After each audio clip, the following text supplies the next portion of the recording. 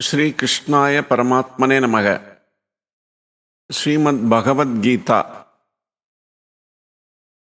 Chapter 17. Shraddhaadhraya Vibhaaga Yoga. Arjuna said, those endowed with faith who worship gods and others, disregarding the injunctions of the scriptures, where do they stand, Krishna? In Sattva, Rajas or Tamas? Sri Bhagavan said that untutored innate faith of men is of three kinds: Sattvika, Rajasika and Tamasika. Hear of it from me. The faith of all men conforms to their mental disposition. Arjuna, faith constitutes a man. Whatever the nature of his faith, verily he is that. Men of Sattvika disposition worship gods. Those of Rajasika temperament worship demigods, the demons, while others who are of Tamasika disposition worship the spirits of the dead and ghosts. Men who practice dire penance of an arbitrary type not sanctioned by the scriptures and who are full of hypocrisy and egotism and are obsessed with the desire, attachment and pride of power, and who emanate the elements constituting their body as well as me, the Supreme Spirit dwelling in their heart, know these senseless people to have a demonic disposition. Food also, which is agreeable to different men according to their innate disposition, is of three kinds. Likewise, sacrifice, penance and charity too are of three kinds each. Here their distinction as follows: foods which promote longevity, intelligence, vigor, health, happiness and cheerfulness, and which are juicy, succulent, substantial and naturally agreeable, are liked by men of sattvic nature. Foods which are bitter, sour, salty, over-hot, pungent, dry and burning, and which cause suffering, grief and sickness are dear to Rajasika. Food which is ill-cooked or not fully ripe, insipid, putrid, stale and polluted, and which is impure too, is dear to men of Tamasika disposition. The sacrifice which is offered as ordained by scriptural injunctions by men who expect no return and who believe that such sacrifices must be performed is Sattvika in character.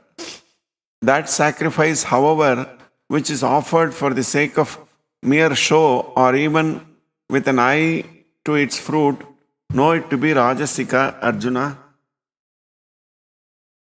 A sacrifice which is not in conformity with scriptural injunctions, in which no food is offered and no sacrificial fees are paid, which is without sacred chant of hymns and devoid of faith, is said to be Tamasika.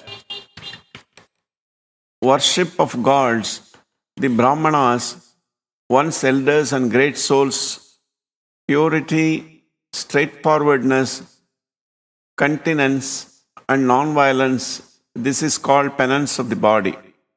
Words which cause no annoyance to others and are truthful, agreeable and beneficial, as well as the study of the Vedas and other Shastras and the practice of the chanting of divine name, this is known as penance of speech. Cheerfulness of mind, placidity, habit of contemplation on God, control of mind, and perfect purity of inner feelings, all this is called austerity of mind. This threefold penance performed with supreme faith by yogis expecting no return is called Sattvika. The austerity which is performed for the sake of renown, honor or adoration, as well as for any other selfish gain, either in all sincerity or by way of ostentation, and yields an uncertain and momentary fruit, has been spoken of here as Rajasika. Penance which is resorted to out of foolish notion and is accompanied by self-mortification or is intended to harm others, such penance has been declared as Tamasika. A gift which is bestowed with a sense of duty on one from whom no return is expected at appropriate time and place, and to a deserving person, that gift has been declared as Sattvika. A gift which is bestowed in a grudging spirit and with the object of getting a service in return or in the hope of obtaining a reward is called Rajasika. A gift which is made without good grace and in a disdainful spirit out of time and place and to undeserving persons is said to be Tamasika. Om Tat and Sat. This has been declared as a triple appellation of Brahma, who is truth, consciousness, and bliss. By that were the Brahmanas and the Vedas as well as sacrifices created at the cosmic dawn. Therefore, acts of sacrifice, charity, and austerity as enjoined by sacred precepts are always commenced with noble persons used to the recitation of Vedic chants with the invocation of the divine name Om, with the idea that all this belongs to God, who is denoted by the appellation Tat.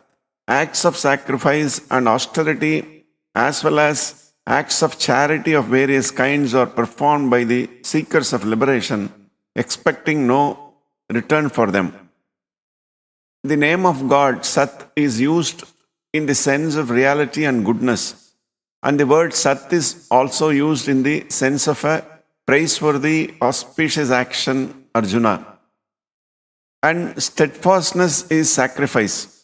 Austerity and charity is likewise spoken of as Sat, and action for the sake of God is verily termed as Sat. An oblation which is offered, a gift given, an austerity practiced, and whatever good deed is performed, if it is without faith, it is termed as naught, that is Asat. Therefore, it is of no avail here or hereafter. Thus, in the Upanishad sung by the Lord, the signs of Brahman, the scripture of yoga, the dialogue between Sri Krishna and Arjuna, ends the 17th chapter entitled The Yoga of Division of the Threefold Faith. The glories of 17th chapter of the Bhagavad Gita from the Padma Purana. Lord Shiva said, "My dear Parvati, you have heard the unlimited glories of the 16th chapter of Srimad Bhagavad Gita. Now kindly hear the nectarine glories of the 17th chapter of Srimad Bhagavad Gita. King Khadgabahu's son had a servant by the name Dushasan, who was very crafty and exceptionally foolish. Dushasan made a bet with the prince that he could ride the elephant, at which time he jumped upon the elephant, and after going a few steps, the people there started requesting him not to ride the dangerous elephant. But foolish Dushasan started to prod that elephant and used strong words to urge him on. Suddenly that elephant became very angry and started to run wildly here and there, unable to hold on. Dushasan fell down on the ground. The elephant trampled on him and Dushasan died. After that, he attained the body of an elephant in Simhaldvib, where he stayed in the king's palace. The king of Simhaldvib was a close friend of King Khadgabahu. One day the king of Simhaldweep decided to send that elephant as a present to his friend King Khadgabahu, who in turn presented that elephant to one poet who pleased him with his beautiful poetry. Thereafter, that poet sold that elephant for 100 gold coins to the king of Malwa. After some time, that elephant contracted a terminal disease. When the elephant keepers saw that the elephant had stopped eating and drinking, they reported the matter to the king. When the king found out, he went to the place of the elephant along with the best of doctors. At that time, to the surprise of the king, the elephant started to speak. My dear king, you are very pious and a strict follower of Vedas. You always worship the lotus feet of Lord Vishnu. So you should know that at this time, these medicines and doctors will be of no use. Neither any kind of charity or sacrifice will help at the time of death.